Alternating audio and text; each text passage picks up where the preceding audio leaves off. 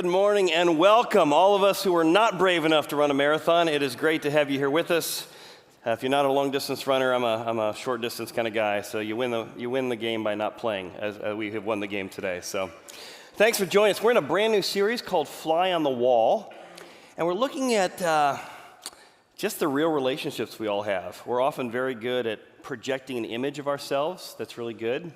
But then when you get up close and personal, you find out we all have some bad tools when it comes to conflict management, when it comes to listening to one another, the assumptions we make about one another, and that's true in the office, and that's certainly true at home. And what if we could be a fly on the wall and listen to some family dynamics that were good? Of course, it's always fun to listen to family dynamics that are bad. I mean, the Johnny Depp trial is showing that, right? We get to see a fly on the wall of some of the most, dysfunctional and painful moments in someone's life. But I think if there was a fly on the wall in my house, I'd have some embarrassing moments. If there was a fly on the wall in your house, you'd probably have some embarrassing moments. So what can we learn about how to maybe do relationships better, do marriage together better, do parenting better, do friendship better? Join us as we kind of dive into that again today. We're going to head back to the home and see how we could improve the ways in which we connect with one another.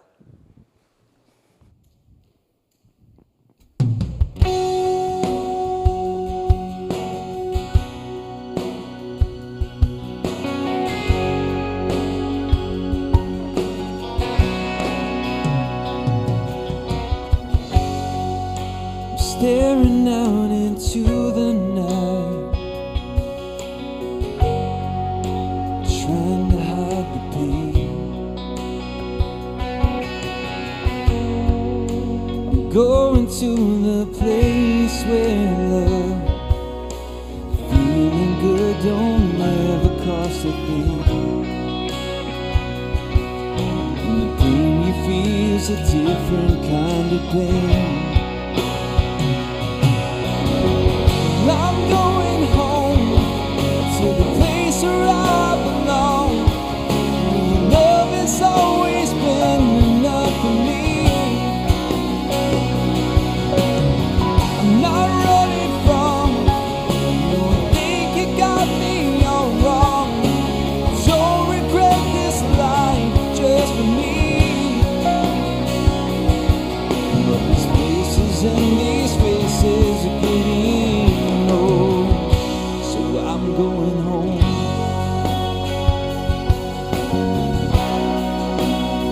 So I'm going home.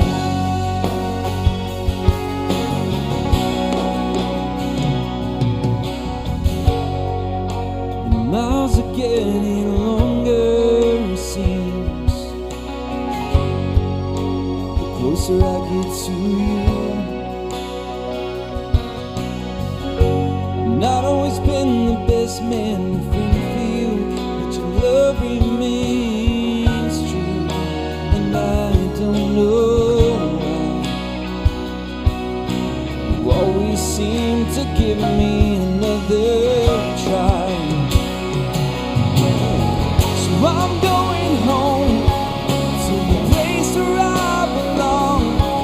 Your love has always been enough for me.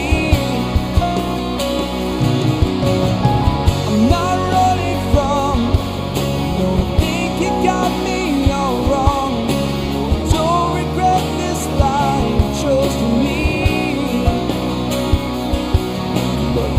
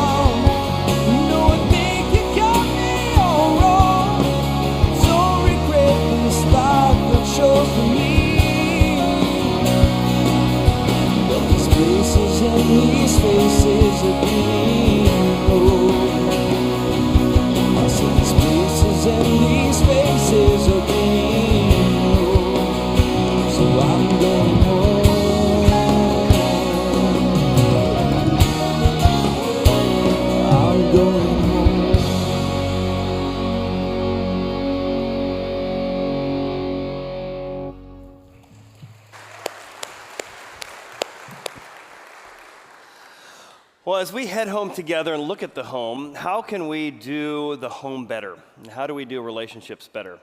We began last week by looking at the relationship between Jesus and his brothers. We found out that there was a lot of conflict there. And Jesus was a genius in learning how to navigate the conflict that happened between adult men. How do we do that? How do we process that? How do we not let people push our buttons? Today we're going to dig a little bit deeper into Jesus and looking at how he interacts with his mom and dad. His mom and dad were good people, they were honored people, they were amazing people, but they weren't perfect people. And Joseph and Mary made a lot of mistakes. And we're going to learn some of their bad tools maybe they used, and then maybe some good tools that Jesus used that allowed them in the midst of an imperfect family to flourish. Because the Bible says that Jesus is not only a good teacher, he's God himself. Now, if that's true, and I believe that's true, but if you don't, that's all right. You can believe whatever you want. But the Bible claims that Jesus is perfect. So we can learn a lot from how he interacts with things. But imagine how frustrating it would be to have a perfect child. Because you're like, no, I wish they were perfect, right? Because I wouldn't have to do blah, blah, blah. But that means every time you're in a fight with your son, you're wrong. Right? I mean, what would it be like having a perfect child? I mean, you can ask my parents, they could probably tell you. According to my brother and sister. No, we're all imperfect and we all make mistakes. And yet we're going to find in this journey, by being a fly on the wall in Jesus' house, what are some things we can learn from each other? We're all really good at, again, putting on a good image. Wow, don't we look good and pretty from a distance? Aren't we really good at pretending like we've got it all together? Yet in the context of relationships, when you get up close to us, you find out, man, I could use some work on this. Man, I need to improve in this. And sometimes a slight skill set and a slight assumption change can change the dynamics. In fact, it's interesting, we had a family, and there was a conflict going on, and C.R. Strong was telling me the story. She was sharing with them a new tool from a book she read. And the family kind of had this idea of, kids should obey, and they should obey, and they just kept pushing the obedience button on this particular issue and this particular child, and it wasn't working. And so Sierra had shared a story about why listening can actually be a better first step in parenting. And often as parents, we don't listen well. As managers, we don't listen well. As spouses, we don't listen well. We just don't listen well. And they said, I don't think so. What's going on? Well, our daughter just will not go to sleep. Every time we put her in bed, she gets up, does the whole water trick, the whole bit. So we've threatened, we've taken away iPads, we've punished, we've gone earlier, nothing's working. And so Sierra Strong had suggested that, why don't you just dig in like this story from the book she just read and listen, find out what's going on. And here's how the story went. This mom who couldn't get her daughter to go to sleep on time, they tried again, all the typical consequences and rewards. So finally they said, well, what's going on, honey? Why are you not obeying mom and dad? And why are you not going to sleep when we tell you? She says, well, I don't want to fall asleep. Well, I know that, but why? Well, do you remember last month? What happened last month? Well, last month, you told me Grandma had fallen asleep, and then we went to her funeral, and we put Grandma in a hole in the ground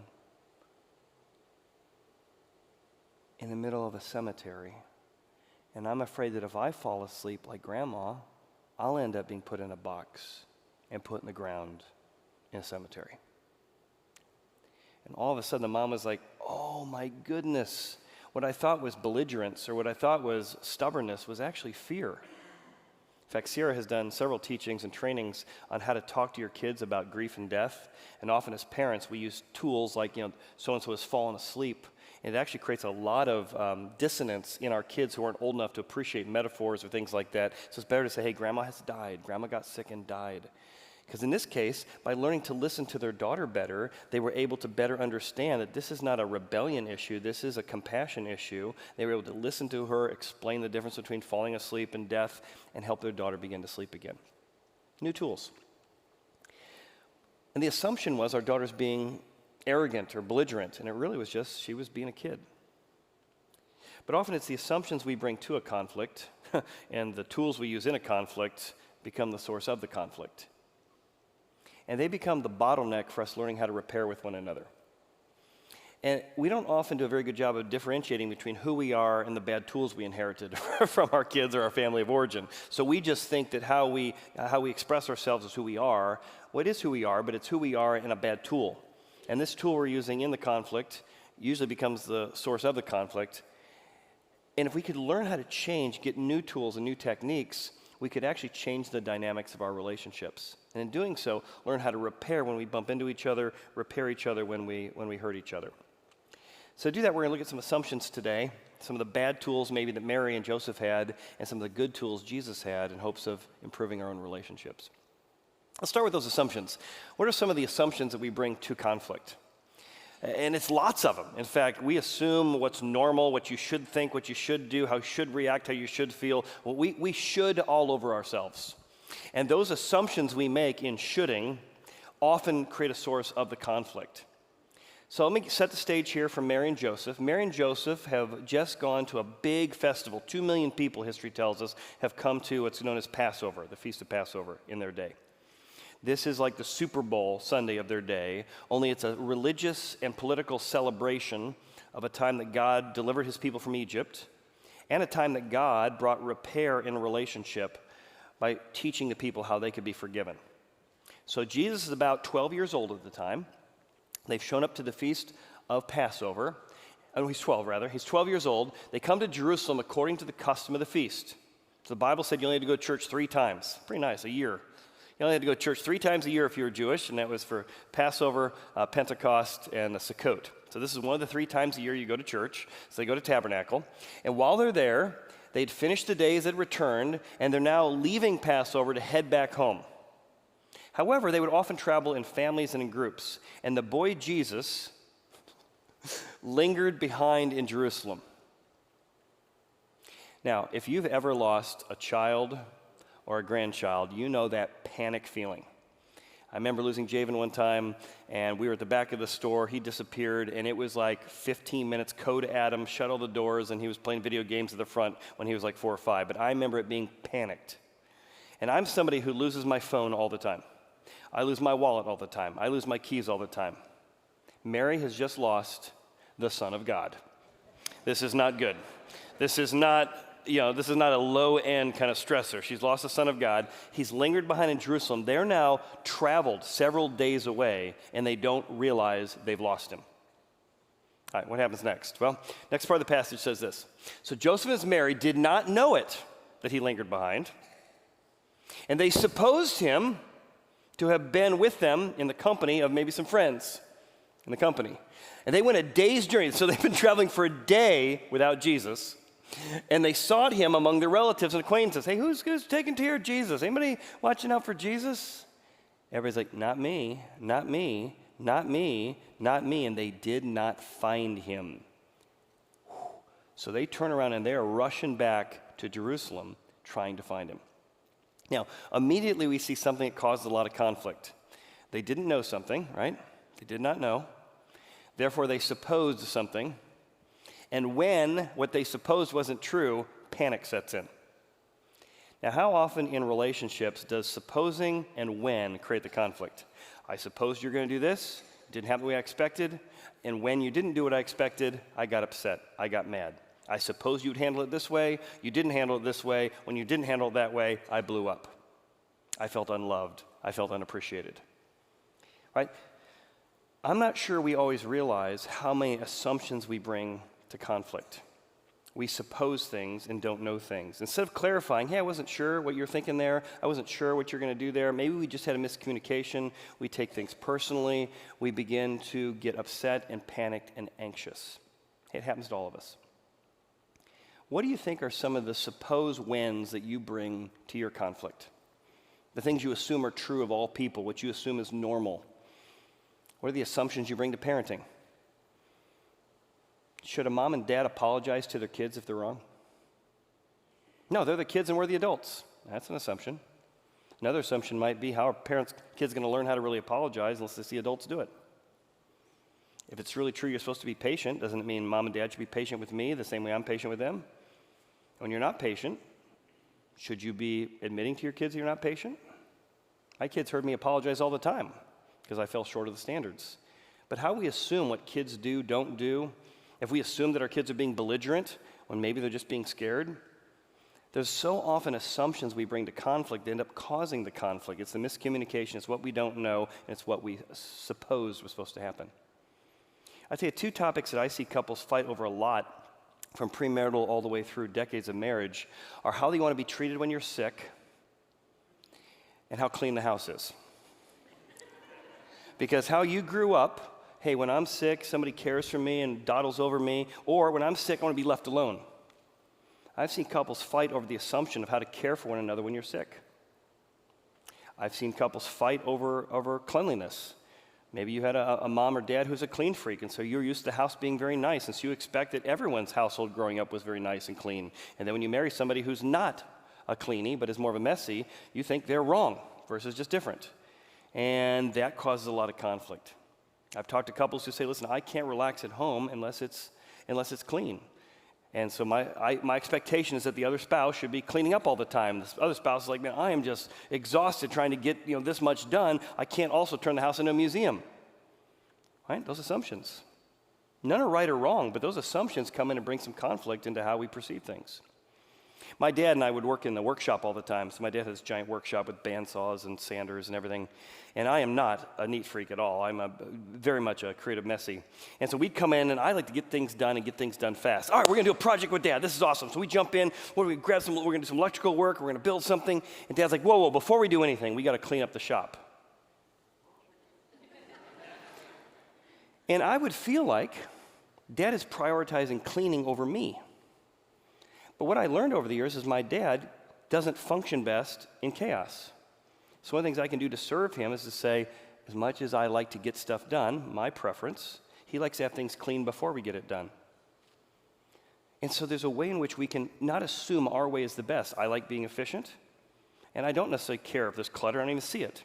He would say, when I get things clean, then I can function better. It's a way in which we can bring our assumptions together and not judge the other person for being wrong, but adapt to one another.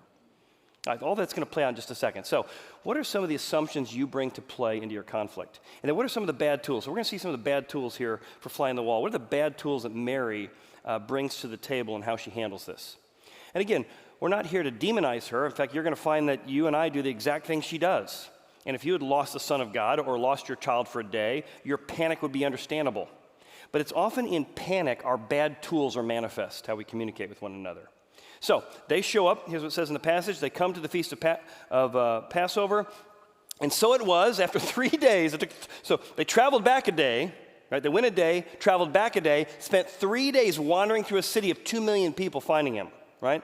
So, wow. I mean, wouldn't you be panicked? I would be. And they found him sitting in the midst of the teachers of the law, to the religious people of the day, both listening to them and asking them questions. And all who heard Jesus were astonished at his understanding and answers to spiritual questions at age 12. Well, Mary comes running up, and what do you say? What does she say? Well, here's what she says. So when they saw him, they were amazed, and his mother said to Jesus these words, "Son, why have you done this to us? Look, your father and I have sought you anxiously." So you can feel her panic, you can feel her fear, you can feel her anxiety, and that's understandable. But there's a lot of bad habits that are built into this that I think we all practice. Let's just look at a couple of them. Number one, what's the first bad tool she uses? We personalize the conflict. Conflict is hard enough without personalizing it. She says, "Why have you done this to us?" Now, Jesus is a 12-year-old. He's hanging out in God's house, asking questions. Do you think at any time he thought to himself, how could I bring panic into mom's life for the next 5 days? Right? Do you think that's in any way his legitimate thought process or motivation? Of course not. Now, we understand why she took it personally, but when you personalize a conflict, you immediately escalate the odds. Because now we're not just talking about how we disagree with something, you're now attacking me personally. You stayed in Jerusalem on purpose to make mom sick, to punch the bear, to poke the bear, to push me, to purposely make me angry, right? How often do we do that? We personalize the conflict. And because of it, it raises the emotional temperature, and it does not make for better communication. Second thing she does, it doesn't just personalize the conflict. What's the second thing you notice here? Accuse before you listen. Jesus here talking to some people, asking great spiritual questions. You know, he's given a theological treatise on the world, and people are like, wow, this is amazing. And she runs in the room, son, why have you done this? Just look. You can just hear the accusations. It's not presuming the worst. Why have you done this to us? Look what you've done. You can almost see her finger out. While the tone we use in speaking to one another is often to not say, hey, what's going on? Was there a misunderstanding? Did you think it was okay to stay for an extra 5 days? Did you tell me that you're staying with somebody and I didn't hear because, we were really busy? Right? A lot of things could have happened. When we presume there might have been a suppose we did not know miscommunication, we talk differently. But often we don't listen. We presume we know what happened. We know why they did what they did. We know what should have happened, and we know what they should have done, and we know what should have done and why it shouldn't have happened to us. And so we accuse before we listen.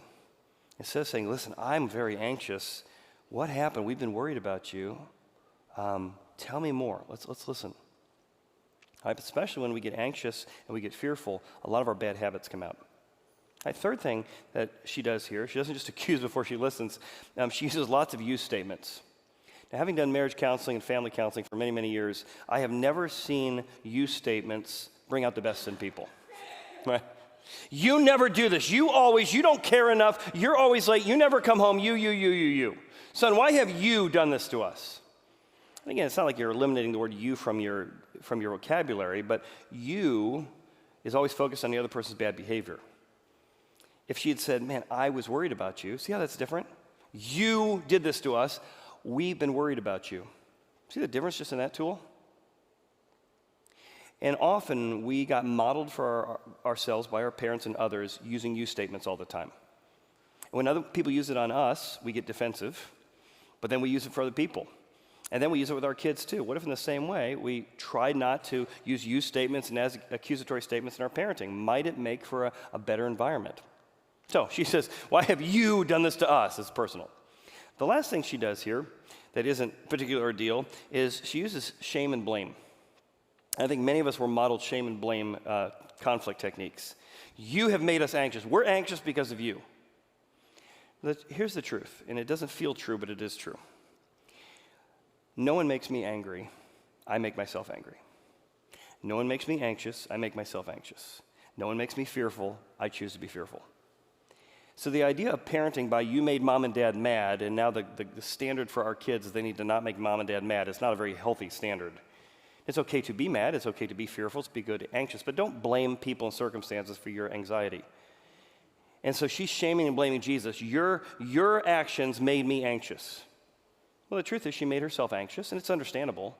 But what if we begin to take responsibility for our actions and say, I'm the one that makes myself anxious. I'm the one that made myself angry, and I don't prefer these circumstances. I really need some comfort here. I really need some appreciation here. I need you to understand how your actions affected me. That's different from you made me. And I think a lot of times just these 4 tools, for example, use statements, accusations, not listening, accusing, they're almost like we don't even know we picked these tools up, these bad tools over time, and they're almost like these time bombs waiting, and we date and everything's fine, and then dating gets a little serious, and then you get married, and these things blow up and they hurt us. We're like, where'd this come from? We didn't used to fight all the time, but conflict and family bring out our bad tools. I'll give you an example. World War II, they were trying to figure out how to disrupt the Nazis.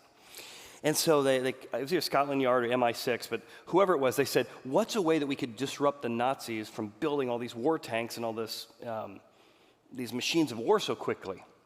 And so in England, they came up with this brilliant idea, what they called rat bombs. Rat bombs. They literally went and found dead rats, opened them up, stuck a little bit of,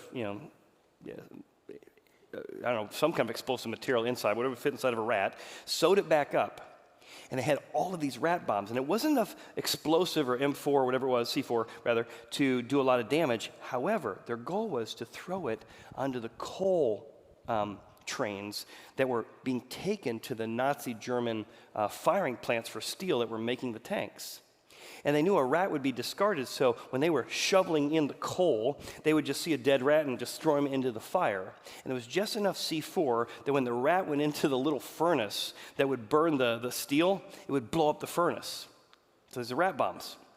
So this seemingly small, seemingly unnoticeable, seemingly harmless thing was going to destroy or stop or confuse the entire Nazi military plan. Except the Nazis found a big truckload of dead rats. And they went, why is there a big truckload of, well, maybe it was a train load of rats, and they found all these rats with all these bombs in it. Now, what they didn't know is this was the first load. They didn't know it was the first load or the 100th load, so they assumed that there were already thousands of rats spread throughout their coal system. So the Nazis shut down their military-making mechanism and went through every piece of coal and every single factory looking for rat bombs. And it ended up causing more confusion not having the rat bomb than it did if they'd actually blown it up. And I think oftentimes we don't take the time to go search and see what are the ways in which some bad habits that we've had modeled for us or that we think are who we are or how we converse is actually blowing up our marriage, blowing up our parenting, hurting the people we care about. The little rat bombs. How do we make different assumptions? Now, Jesus does this, and this is really amazing. Jesus, even at age 12, and he's still got a lot of area to grow, you just see the way in which he is so mature in these new tools he uses for conflict. And these are tools he uses throughout his life, for example, that are just really helpful for you and I. So, again, set the stage. Mom has just accused him of making her anxious and making him, doing bad things and doing this on purpose. And Jesus says, hey, why did you seek me? Did you not know that I must be in my Father's business, that I'd be about my Father's business? But they did not understand the statement which he spoke to them. So if you have ever had somebody put their finger in your face, and we've all had, right? And we've all done it. Is your first instinct to nicely listen to ask questions? No, it's to defend. That's not true. That's not true. I didn't make you nervous. I told you I was going to be here, right? Jesus' immediate response to all these accusations is to ask questions. Ask questions first. Hey, why'd you seek me? What was going on? What caused the confusion? Didn't you know I was going to be here? So even the tonality that Jesus uses, Jesus is just a master at using questions. He's a master at listening by asking questions. What's happening? What's going on? How can I help? I want you to know I care. Rather than accuse first and then listen first. And Jesus uses a rabbinic technique, some people call it Socratic method, but the idea of asking questions to figure out what's really going on. And often we don't ask enough questions to really make sure the other person feels heard and we really understand. We just keep assuming we know what they meant and we know what should have happened. So ask questions first. The second thing I want you to notice, and this is just really amazing what Jesus does, is that Jesus is able to clarify misunderstanding without getting defensive. Now, how do we do this? This is one thing that uniquely is true about the Bible, is that the Bible says that you are not your opinions, though they're part of you. But you're not only defined by what you own, though it's part of you. You're not defined by your kids' obedience. You're not defined by whether people like you. That the main thing that defines you is God's view of you. And if that becomes the primary way you view yourself, these other things can subordinate themselves to second place. Now, why is that important? Because we live in a culture today that makes your opinion on everything part of you. So when somebody criticizes your opinion on parenting, they're criticizing you as a parent. Right? Because you decide to be more conservative and they decide to be more lenient in their parenting. And you're not just discussing the merits of two different parenting styles, they're attacking you personally because you are your parenting. Somebody criticizes your kids or brings up that your kids are disobedient and you're like, my kids would never lie. Have you ever heard people say this? My kids would never lie. Well, clearly they do because you're lying to me right now, right? But here's what happens. In our culture, my kids' obedience define me as a mom or dad. Therefore, I've got to either pretend or be deluded enough to think my kids don't lie so that I feel like a good mom or dad.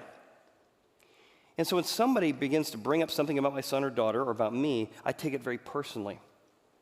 Now, when you understand that your definition or your value as a person comes from what God says about you, what happens is something amazing, is that the issue we're talking about becomes secondary. And I can say, hey, even if my wife's mad at me, I'm still loved by God, and I can listen to her even if she didn't handle this the right way. Even though my kids have disobeyed, my kids' disobedience doesn't define me. It actually helps dial down the emotions when we're talking about an issue, not talking about who I am. So Jesus knows who he is in God. He's defined by how God thinks of him, not how his mom thinks of him. So his mom can criticize him, and he can not like that, but he can also not take it personally, and he can clarify the misunderstanding without feeling like he's under attack. Now, I tell you a great example of this. I told this story 3 years ago, but it's just such a powerful story. It's a true story about Howard Stern and Kathy Lee. I don't know if you know the story, but Kathy Lee was a very prominent Christian, and Howard Stern was not, many, many years in the 90s and even maybe going back to the 80s. And Howard Stern just ripped her in his shock jock shows, just called her a hypocrite, called her inconsistent, just called her a fake Christian. It was all about money, blah, blah, blah, blah. And just spent about a decade trashing her. About 6 years ago, Kathy Lee Gifford was actually doing a tour for a book that she was promoting. She happened to be at a particular facility at the same time America's Got Talent was there, and they were doing rehearsals. And somebody had told her that she and Howard Stern, after decades, were in the same building together. And she said, do you think it'd be okay if I went down and tried to say hi? I mean, he has been ripping her for 10 years plus. So they said, well, let's give it a shot. Are you sure? Yeah. So she walks down to his to his dressing room, knocks on the door. Hello? She sits down. She says, I thought it was about time we meet. What an intro. She said, hey, I've heard you've said a lot of things about me, but I know you don't really know me. And I want you to know, I just want to introduce myself. I've watched America's Got Talent. I've seen some things you're doing. I really have appreciated what you brought to the table, etc. Jess was gracious and kind. How in the world can you be gracious and kind as somebody spends a decade trashing you on national television and radio? She said, Howard Stern was embarrassed. He said, I am been thinking about this for a year, and I didn't have the courage to do it. I'm actually so glad you stopped by here today. I've been following you for all these years, and I realize you have been consistent, and I'm not a follower of the same thing you're a follower of, but I'm embarrassed of my behavior. And I've been through some therapy to realize kind of what was driving it, but I need to apologize to you personally for the way I've treated you. And she said she got this amazing, heartfelt note and apology from Howard Stern.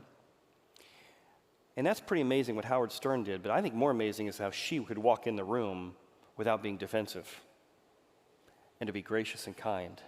And if you asked Kathy Lee Gifford today how she did it, she would say, I have an identity in God, that Jesus died for me, Jesus loves me. I'm defined by what Jesus says about me, not what the tabloids say about me, not what Howard Stern says about me. And Howard Stern said some mean things, but guess what? I've said some mean things, and Jesus died for those mean things. So I can come to somebody who's been equally cruel, and I can come with a sense of compassion and grace, even to a circumstance like that, because of this unique message of the Bible. Amazing. I mean, just amazing that unless you have your identity in something secure, you're going to get so defensive. And Jesus, he had his identity in something secure. Third thing Jesus does here is, or the family relationship does here, is that we find out that repairing a relationship doesn't require understanding. You don't have to agree with someone to feel bad that you hurt someone. You and your son, you and your daughter, you and your coworker, you don't have to agree on who was at fault to say, but I know you got hurt through this, and I'm sorry you got hurt, and I'm sorry that we got damaged in the midst of this, right?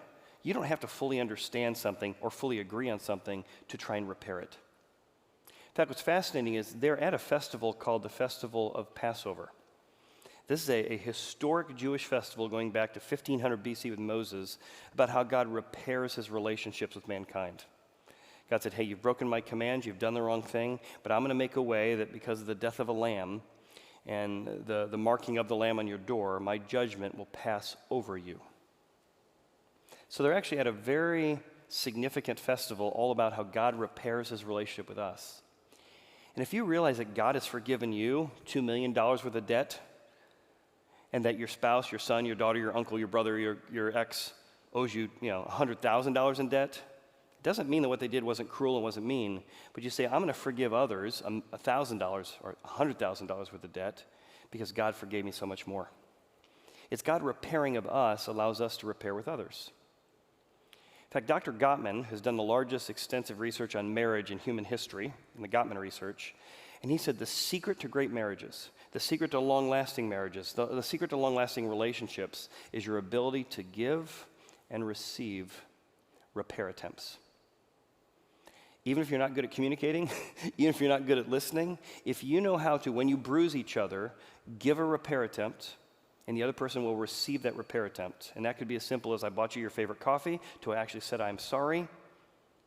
Whatever it is, if you can give and receive repair attempts, it's the secret to long-lasting, happy relationships. You might say, well, I don't know how to do that.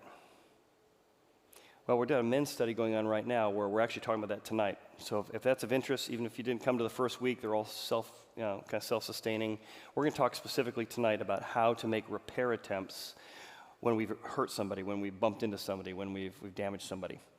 And so you can come tonight if you're interested, if you're a man, or you can come tomorrow morning, both of those, or you can get those available online if you want to watch those. But how do we make repair attempts when we've bumped into each other or hurt each other?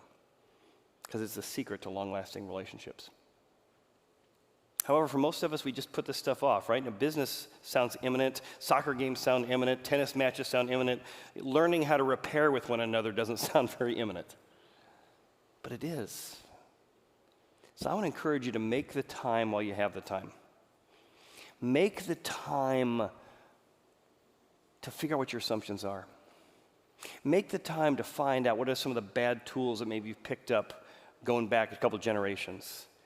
And say, I need to learn how to say it differently or better.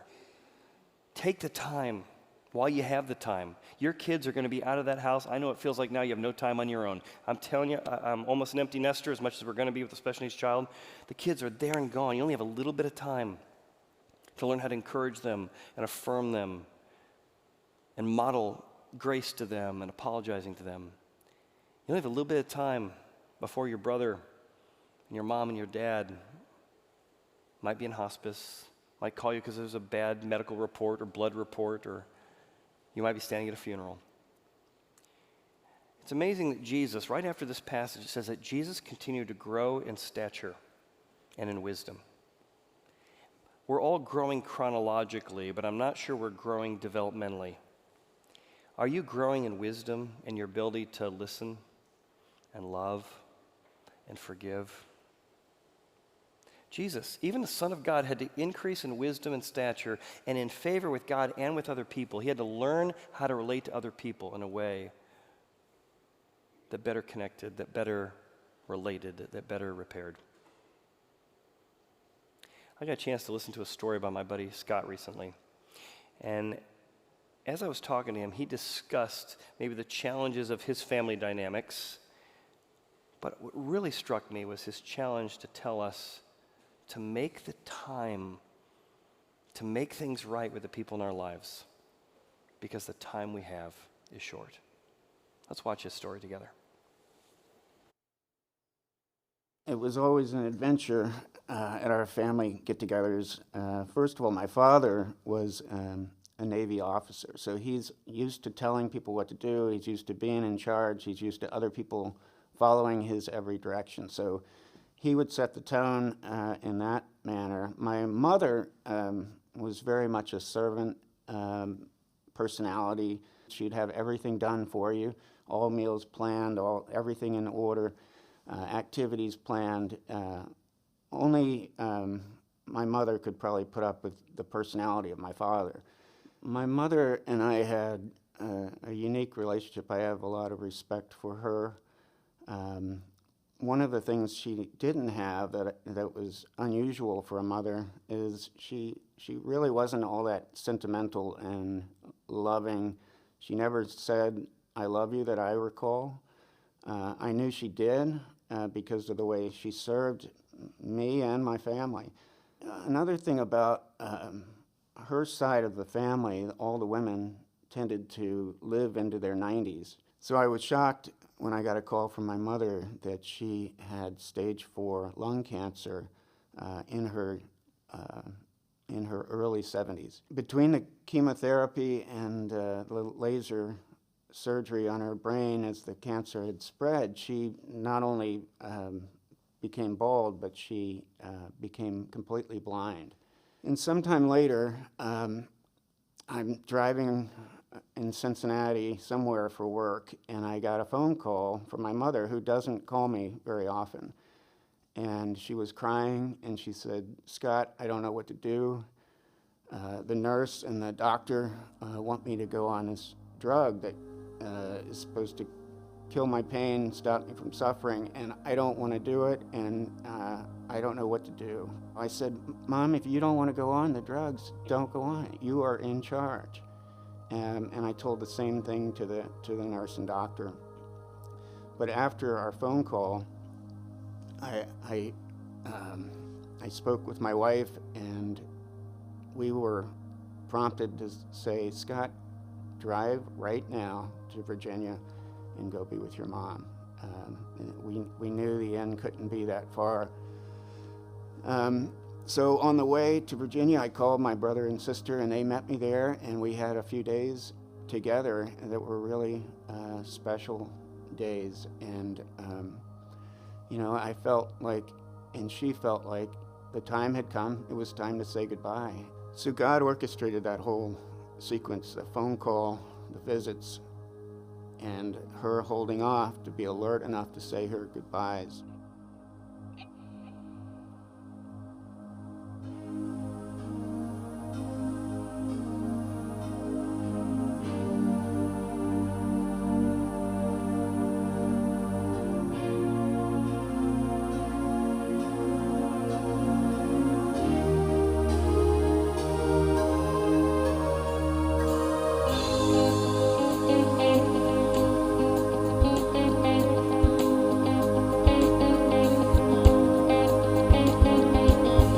Generation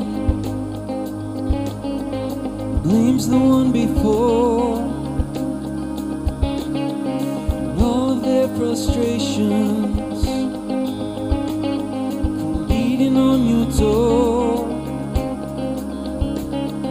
I know that I'm a prisoner to what my father held so dear. I know that I'm a hostage to all his hopes and fears. I just wish I could have told him in the living years. Oh, crumbled bits of paper filled with imperfect thought, still to conversations. I'm afraid that's all we've got. Just don't see it. He says it's perfect sense. We just can't get agreement in this present tense. We all talk a different language, talking in defense.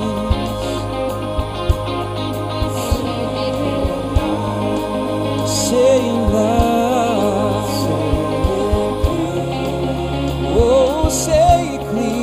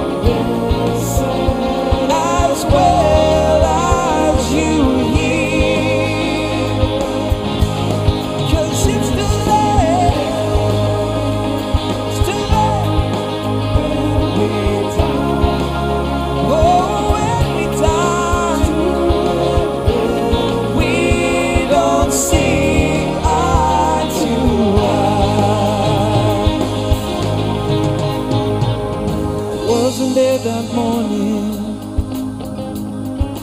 when my father passed away. I didn't get to tell him all the things I had to say. I think I caught his spirit later that same year. I'm sure I heard his echo in my baby's newborn tears. I just wish I could have told him in the living years. So say it, say it, say it loud. Say it clear. Oh, say it clear. As well as you hear. 'Cause it's the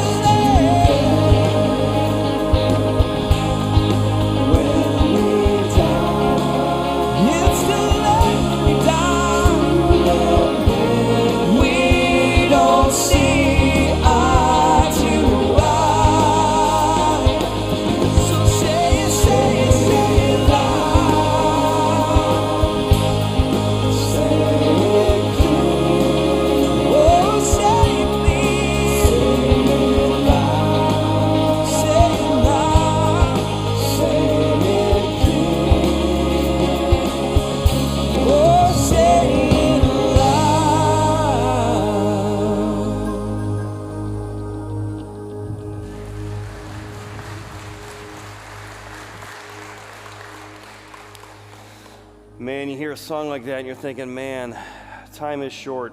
Who do I need to say it loud and say it clear to? So let's just take a moment. Maybe you just want a moment of silence. Maybe call it prayer, call it meditation. We all have conflict with someone. Maybe you just want to ask yourself, ask God, who do I need to make it loud and clear with today? A child before they graduate, a mom or dad while you have time, an ex-business partner that's still causing you to feel bitter. I just want to pray these words. Say, God, I need the courage to go and have this conversation. Maybe say, God, I need the wisdom to know how to have this conversation. Maybe you want to say, God, I need the reminder that you've forgiven me much so that I can forgive what in the eternal things is actually a little. Father, may we be a people who say it loud and clear. May we encourage the people around us. May we love even our enemies. May we respect those around us, accept those around us. May we affirm those around us. May we be known as a people who, out of our mouth, come apology and life and building up of other people. In our marriages, in our families, in our communities, in our workplaces. We ask these things in Jesus' name, amen. We will see you next week for Mother's Day, and the tent will be open if you want to join us outside next week. Thanks for being here today.